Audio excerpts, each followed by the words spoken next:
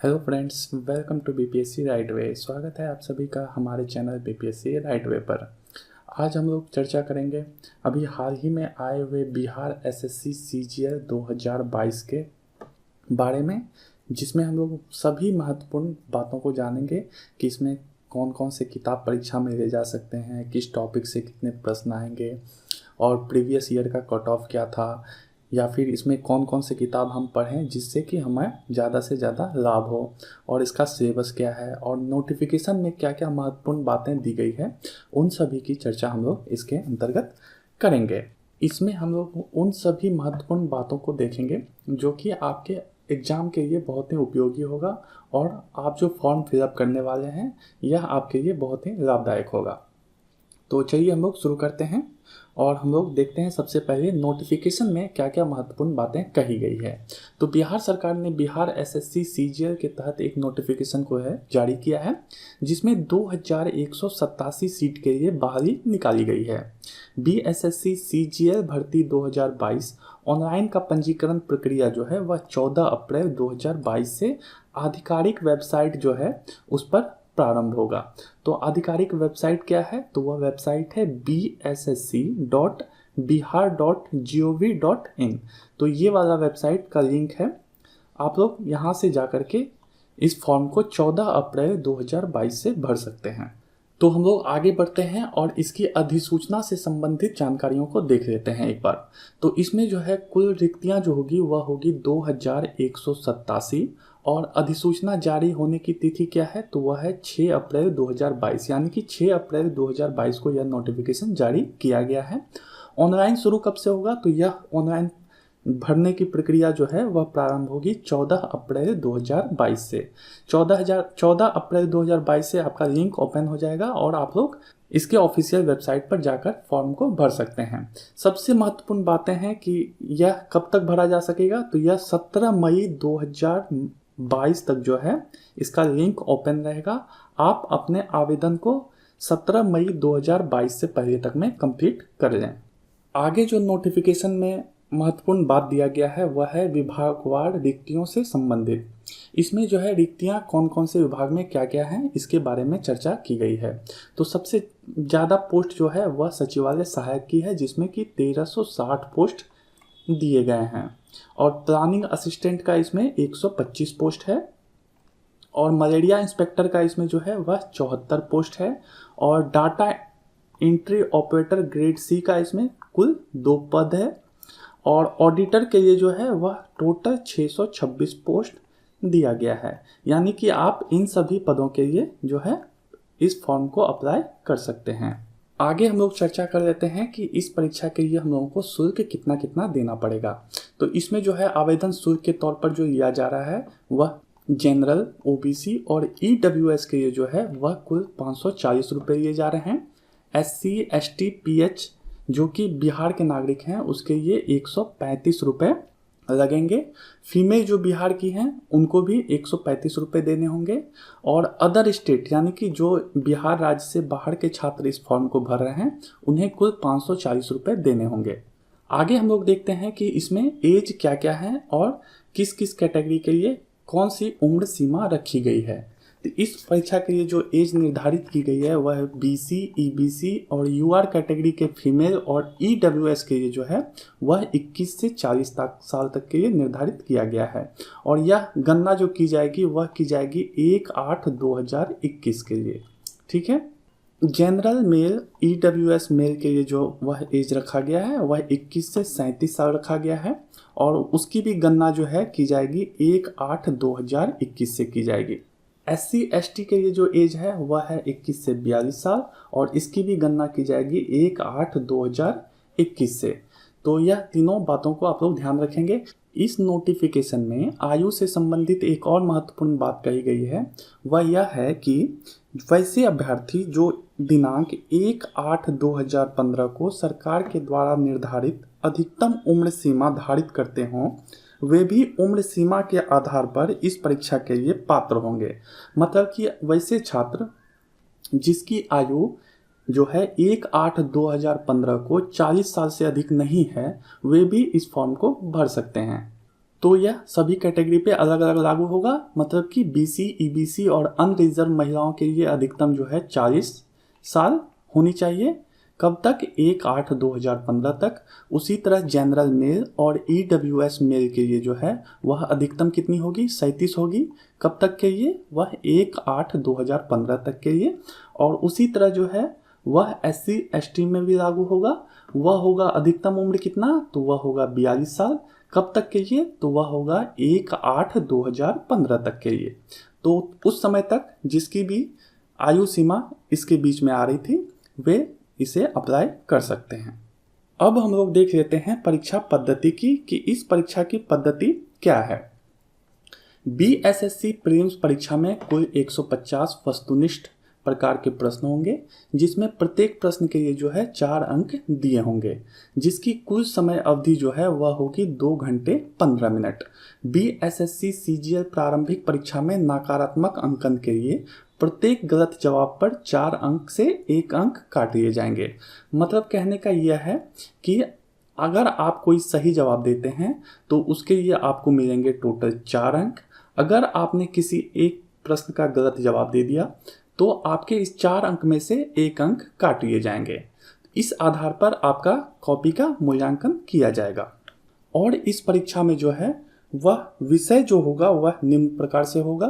तो इसमें जो है जनरल स्टडीज, इसमें जो प्रश्न पूछे जाएंगे वह पूछे जाएंगे जनरल स्टडीज से, जनरल साइंस और मैथमेटिक्स से, कॉम्प्रिहेंसिव लॉजिक, रीजनिंग और मेंटल एबिलिटी से।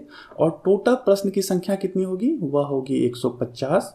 और टोटल अंक जो होंगे वह दिए जाएंगे आपको इसके लिए 600, यानी कि 150 प्रश्न के लिए जो है वह 600 अंक निर्धारित किया गया है। और टोटल टाइम ड्यूरेशन क्या होगा?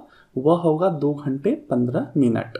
इस परीक्षा में एक और महत्वपूर्ण बात यह है कि आप इस परीक्षा में जो है किताब लेकर के जा सकते हैं, परंतु इसमें कुछ टर्म एंड कंडीशन दिए गए हैं, आपको उसे फॉलो करना होगा। अभ्यर्थी जो है अपने साथ 3 पुस्तक अर्थात प्रत्येक खंड के लिए एक ही पुस्तक ले जा सकते हैं। किसी विषय से संबंधित गाइड, पुस्तक की फोटोकॉपी, हस्तलिखित कागज, नोट्स, इलेक्ट्रॉनिक्स उपकरण आदि परीक्षा भवन में ले जाना वर्जित है। तो यानी कि आप लोग ये फोटोकॉपी और नोट्स वगैरह जो है आप वह लेकर के परीक्षा हॉल में नहीं जा सकते हैं।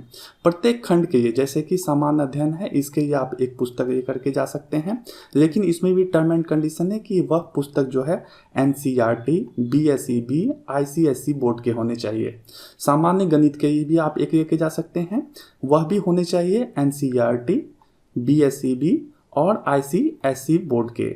और विज्ञान के लिए भी आप एक पुस्तक लेकर के जा सकते हैं, वह भी होने चाहिए NCERT, BSEB और ICSE के।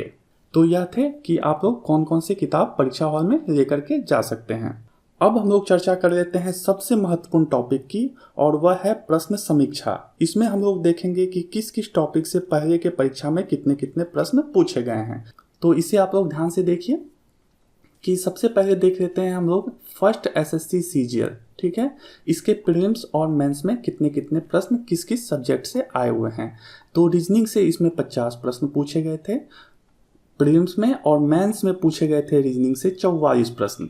इसी तरह मैथमेटिक्स में जो है वह 25 प्रश्न पूछे गए थे प्रीलिम्स में, और 15 प्रश्न पूछे गए थे आपको मेंस में। साइंस में इसी तरह पूछे गए थे 25 प्रश्न प्रीलिम्स में, और 30 प्रश्न पूछे गए थे आपको मेंस में। तो यह 3 सेक्शन में जो है मैथ, साइंस और रीजनिंग मिलाकर के कुल 100 प्रश्न पूछे गए थे। और टोटल जनरल स्टडीज की बात कर रहे हैं हम लोग, तो इसमें जो है टोटल 50 प्रश्न पूछे गए थे सब मिला करके। और इसमें जो ज़्यादातर प्रश्न पूछे गए थे वह थे हिस्ट्री के, करंट अफेयर्स के और जनरल नॉलेज के। तो आप लोग अगर जनरल स्टडीज पर फोकस कर रहे हैं तो उस पर ज़्यादा फोकस कीजिएगा, हिस्ट्री पे, करंट अफेयर्स पे और जनरल नॉलेज पे। इसी तरह हम लोग देखें अगर सेकेंड CGL की जो परीक्षा हुई थी उसमें किस तरह से प्रश्न पूछे गए थे, तो लगभग पैटर्न उसका भी सेम ही था। उसमें देखिए 2 परीक्षा हुए थे, एक 16/2/2015 को और दूसरा परीक्षा हुआ था 23/2/2015 को। तो उसके जो प्रीलिम्स में पूछे गए थे रीजनिंग से वह थे 50 प्रश्न, और उसके दूसरे एग्जाम जो हुआ था उसमें भी जो है 50 प्रश्न पूछे गए थे। और अगर मेंस की बात किया जाए तो इसमें जो है 43 प्रश्न पूछे गए थे केवल रीजनिंग से। इसी तरह मैथमेटिक्स की बात किया जाए तो 30 प्रश्न और 29 प्रश्न पूछे गए थे मैथमेटिक्स से, और 17 प्रश्न मेंस में पूछे गए थे, किससे, तो मैथमेटिक्स से। साइंस के प्रश्न पहले वाले एग्जाम में 16 प्रश्न आए थे और इसमें आए थे 17 प्रश्न। और देखिए मेंस में बहुत ज़्यादा प्रश्न पूछे गए थे साइंस से, तो वह थे टोटल 36 प्रश्न। तो आप लोगों को यह ध्यान रखना है कि सबसे ज़्यादा फोकस करना है आपको रीजनिंग पे। रीजनिंग में देखिए आप सभी में बहुत ज़्यादा प्रश्न पूछे गए हैं, 50, 44, 50, फिर 51, फिर 43, यानी कि सभी में एवरेज जो है 50 प्रश्न पूछे जा रहे हैं। उसके बाद आता है आपका मैथमेटिक्स का। इसमें भी प्रश्न लगभग देखिए सभी साल ज़्यादा ही पूछे गए हैं। 25 प्रश्न पूछे गए थे प्रीलिम्स में, इसमें भी देखिए 30 प्रश्न और 29 प्रश्न पूछे गए हैं। तो ये देखिए मैथमेटिक्स का कितना ज़्यादा वेटेज है। इसी तरह अगर साइंस की बात किया जाए तो इसका भी महत्व बहुत ज़्यादा है। पहले वाले एसएससी सीजीएल में तो 25 और 30 प्रश्न पूछे गए थे, इसमें थोड़े कम प्रश्न पूछे गए थे, मगर इसका मतलब यह नहीं है कि हमारे जो इस साल जो एग्ज़ाम होने वाले हैं उसमें कम प्रश्न पूछे जाएंगे। यहाँ पर देखिए मेंस के एग्ज़ाम में 36 प्रश्न पूछे गए थे साइंस से, तो साइंस का भी महत्व बहुत ही ज़्यादा है, इससे आप लोगों को फोकस करना है। और जनरल स्टडीज़ में फोकस जो करना है वह करना है आपको जनरल नॉलेज पर, इसके बाद हिस्ट्री पर, इसके बाद देखिए बाद के एग्जाम में देखिए पॉलिटी से भी बहुत ज़्यादा प्रश्न पूछे गए हैं। आप देखिए इसमें 15 प्रश्न पूछे गए थे सेकेंड वाला एग्जाम में प्रीलिम्स के लिए, और 11 प्रश्न पूछा गया था मेंस के लिए। तो पॉलिटी का भी महत्व ज़्यादा है। तो आप लोग इसका एक बार स्क्रीनशॉट ले लीजिएगा और इसे आप लोग इस पर एनालिसिस कीजिएगा कि किस किस टॉपिक से ज़्यादा प्रश्न पूछे जा रहे हैं। तो यह आपके बहुत तैयारी करने में बहुत मददगार साबित होगा। इस चर्चा के बाद हम लोग देख लेते हैं प्रीवियस ईयर कट ऑफ को। इससे पता चल पाएगा कि आपको कितनी तैयारी करनी है। तो सबसे पहले कट ऑफ की बात कर लेते हैं एसएससी सीजीएल 1 की। एसएससी सीजीएल 1 की जो परीक्षा हुई थी उसमें टोटल सीट थे 1569, और इसमें अपीयर हुए थे लगभग 3.35 लाख लोग, और इसके में जो है प्री में क्वालिफाई किए थे वह 17,000 स्टूडेंट इसके प्री में क्वालिफाई किए थे, जो कि कुल स्टूडेंट का जो है 10 गुना था। इसी तरह अगर बिहार एसएससी सीजीएल 2 की बात करें तो इसमें टोटल सीट जो था वह था 3,295, और इसमें लगभग देखिए 6 लाख स्टूडेंट अपीयर हुए थे, और इसमें प्री में जो क्वालिफाई किए थे वह क्वालिफाई किए थे 17,335 बच्चे। वह टोटल सीट का 5.5 टाइम्स था। तो इस अनुसार आप आइडिया लगा सकते हैं कि इस साल 2022 में कितने स्टूडेंट बैठेंगे। यह तो तय है कि 6 लाख से ज़्यादा ही होंगे। अब हम लोग देख लेते हैं कि इसमें क्वालिफाइंग मार्क्स कितना था। तो अगर जनरल कैटेगरी की बात कर लें तो इसमें जिन्होंने 85.5 प्रश्न को सही बना लिया था और कुल 342 मार्क्स लेकर के आए थे, तो वह इसके लिए क्वालिफाई हो गए थे। उसी तरह बीसी की बात कर लिया जाए, यानी कि बैकवर्ड क्लास का, तो इसमें जिन्होंने 81.75 प्रश्न को सही किया था और 327 अंक लेकर के आए थे, वह इसमें प्रीलिम्स में जो है वह क्वालिफाई कर गए थे। उसी तरह ईबीसी में जो है जिन्होंने 72 क्वेश्चन सही कर लिया था, यानी कि 150 क्वेश्चन में जिन्होंने 72 क्वेश्चन सही कर लिया था और उनके टोटल नंबर आए होंगे 288, तो वे क्वालिफाई हो गए थे। एससी की बात करें तो जिन्होंने 59.5 प्रश्न को सही किया था और 238 नंबर लेकर के आए थे, वह क्वालिफाई कर गए थे। एसटी जो है वह 47.75 नंबर ला करके मात्र क्वालिफाई कर गए थे पहले वाले सीजीएल में। अगर इसी का कंपैरिजन हम लोग करें बिहार एसएससी सीजीएल 2 में कि क्या हुआ था, तो उसमें देखिए आपको इसमें कट ऑफ जो है बढ़ गया था। अब देखिए पहले वाले में 85.5 प्रश्न जिन्होंने बनाया था, यहाँ पर उन्हें 87.6 अंक क्वेश्चन सही करने पे क्वालिफाई किए थे। उसी तरह बीसी कैटेगरी में 4 अंकों की बढ़ोतरी हो गई थी। ईबीसी में 8 अंकों की बढ़ोतरी हो गई थी, यानी कि 8 प्रश्नों के। सबसे ज़्यादा जो बढ़ोतरी हुआ था वह हुआ था एसटी कैटेगरी में। इसमें जो है सीधा 23 प्रश्न बढ़ गए थे, मतलब कि जिन्होंने पिछले एग्जाम की अपेक्षा इस बार 23 क्वेश्चन ज़्यादा सही किए थे, वही क्वालिफाई कर पाए थे, और उन्हें कुल नंबर जो लाने पड़े थे वह थे 284। तो इस आधार पे आप एनालिसिस कर सकते हैं कि आपको कितने अंक लाने होंगे। तो यह तो कम से कम श्योर रखिए कि आपको कम से कम 95 प्लस सही करने होंगे, तभी आप क्वालिफाई कर पाएंगे, क्योंकि एग्ज़ाम बहुत ही टफ हो गया है। क्योंकि आप देखिए इस बार कुछ नए क्राइटेरिया भी लागू हो जाएंगे, जैसे कि महिलाओं को 35% आरक्षण दिया गया है, इसके बाद EWS कैटेगरी भी आ गया है। अगर इन सबों को देखें तो आपको 95+ स्कोर करना ही पड़ेगा, तभी आप क्वालिफाई कर पाएंगे। अब बात आती है किताबों की कि हमें कौन कौन सा किताब पढ़ना चाहिए जो कि हमारे इस परीक्षा के लिए लाभदायक होगा। तो इसके लिए जो है आप लोग सामान्य अध्ययन के लिए अभी लूसेंट और क्राउन की बुक में से कोई एक बुक, या तो लूसेंट ले लीजिए या फिर क्राउन ले लीजिए, उसे आप पढ़ सकते हैं। सामान्य विज्ञान के लिए आप स्पीडी का या फिर लूसेंट का या फिर दृष्टि क्विक बुक जो आती है उसमें से कोई एक बुक ले सकते हैं। आपको सभी बुक बिल्कुल नहीं लेना है, ठीक है, आपको कोई एक बुक लेना है। रीजनिंग के लिए जो है RS अग्रवाल की वर्बल और नॉन वर्बल रीजनिंग आती है, आप वो बुक जरूर खरीद लीजिए। वो दोनों एक साथ भी आते हैं, वर्बल नॉन वर्बल के, और अलग अलग भी आते हैं। तो आप अपने सुविधा के अनुसार जो आपको अच्छा लगे वो बुक आप खरीद लीजिए। उसी तरह गणित की सबसे बेस्ट बुक है RS अग्रवाल। RS अग्रवाल की आप बुक खरीद लीजिए गणित के लिए, और उसे अच्छे से बनाइए, सभी प्रश्न आपके उसमें से आ जाएंगे।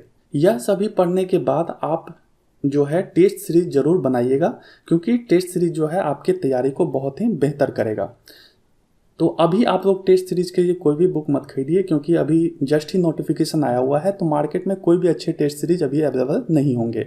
लेकिन कुछ ही दिनों में बहुत अच्छे अच्छे टेस्ट सीरीज या टेक्स्ट बुक आ जाएंगे मार्केट में, गाइड भी आ जाएगी, तो आप लोग ले लीजिएगा। लेकिन यह सभी जो है बेसिक किताब हैं, तो यह सब आप ले सकते हैं, यह सभी परीक्षाओं के लिए महत्वपूर्ण होता है। तो अभी आप लोग केवल इसी सब बुक से पढ़िए, और जब मार्केट में कुछ अच्छे बुक्स आ जाएँ तो आप लोग उसे खरीद सकते हैं। साथ ही हम लोग जल्द ही बिहार SSC CGL 3 के परीक्षोपयोगी टेस्ट सीरीज और इससे संबंधित कोर्स को लेकर के आएंगे, और वे सभी टेस्ट सीरीज जो है हमारे BPSC राइटवे मोबाइल ऐप पर उपलब्ध रहेगा। आप लोग BPSC राइटवे मोबाइल ऐप को डाउनलोड कर सकते हैं। प्ले स्टोर में जाइए और वहाँ पे सर्च कीजिए BPSC राइटवे, और आपको वहाँ पर दिख जाएगा, उसे आप लोग डाउनलोड कर लीजिए। अभी हमारे BPSC 67 के ये टेस्ट सीरीज चल रहे हैं, और बहुत सारे मैगजीन लॉन्च किए जा चुके हैं। बिहार स्पेशल का मैगजीन भी हमारे मोबाइल ऐप पर उपलब्ध है, आप लोग जाकर के वहाँ से ले सकते हैं जो भी BPSC के छात्र हैं। हम लोगों की कोशिश रहती है कि हम लोग एक बेहतर टेस्ट सीरीज आप लोगों के लिए लेकर के आएँ, जो कि बिल्कुल परीक्षा पैटर्न पर आधारित हो और आपके आगामी परीक्षा के लिए महत्वपूर्ण हो। तो आप लोग हमारे मोबाइल ऐप को डाउनलोड कर सकते हैं प्ले स्टोर से। तो आज हम लोगों ने बिहार SSC CGL 3 से संबंधित सभी महत्वपूर्ण तथ्यों पर चर्चा किया। आशा करते हैं कि यह आप लोगों के लिए उपयोगी साबित होगा। तो अगर आपने अभी तक हमारे YouTube चैनल को सब्सक्राइब नहीं किया है तो कृपया इसे सब्सक्राइब कर लीजिए। साथ ही साथ आप लोग बेल आइकॉन के बटन को भी दबा दीजिए, क्योंकि हमारे जो भी वीडियोज बिहार SSC से संबंधित आएंगे वो उसका नोटिफिकेशन आपको मिल पाए, इसलिए आप लोग बेल आइकॉन को भी जरूर दबा दीजिए। तो आज के लिए बस इतना ही, मिलते हैं हम लोग अगले वीडियो में। तब तक के लिए हमारे साथ बने रहने के लिए आप सभी का बहुत बहुत धन्यवाद।